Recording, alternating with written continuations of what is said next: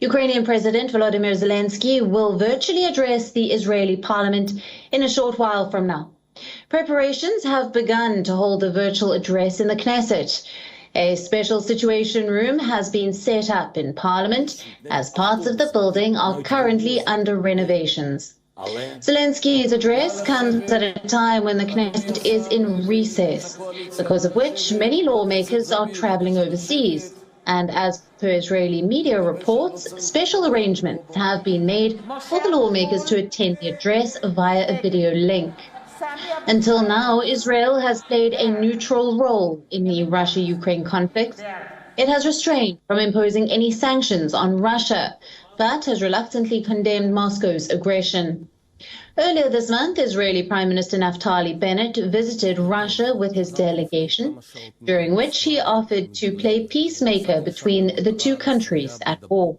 Zelensky had previously asked for a more formal virtual address in the Knesset, a request which was denied by Israel, citing the reason that such session cannot be held when the parliament is in recess. Israeli reports say that the Russian envoy to the country also requested to brief the parliament ahead of Zelensky's address. This was to present the Russian perspective. The briefing, however, did not come through. Experts say that Israel is being cautious of being seen as supporting one side in the conflict. It has close ties with both Moscow and Kiev. A large number of Jews live in Russia and Ukraine, which makes choosing a side all the more tricky for Israel. The Ukrainian President Volodymyr Zelensky himself is Jewish.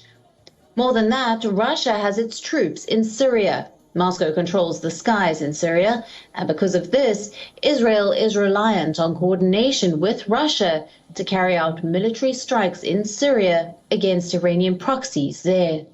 So siding with one party has regional implications for Israel as well.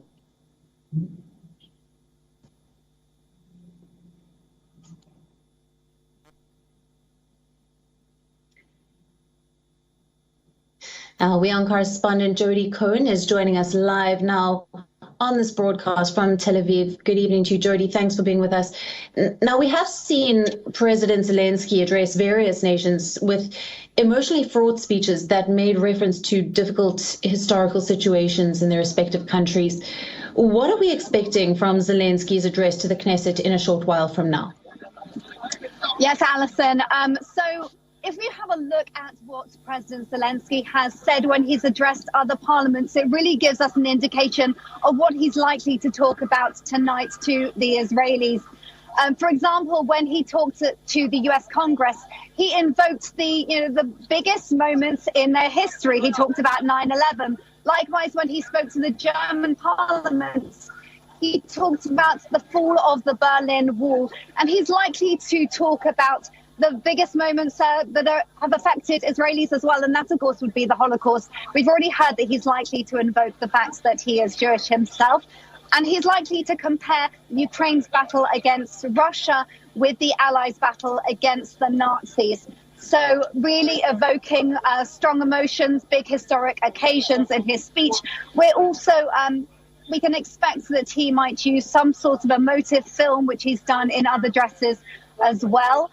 He's really appealing not only to Israeli lawmakers, but also to members of the public. I'm standing in Habima Square in Tel Aviv, where thousands of people have gathered to watch the live stream. Parliamentarians are going to be watching from the Knesset.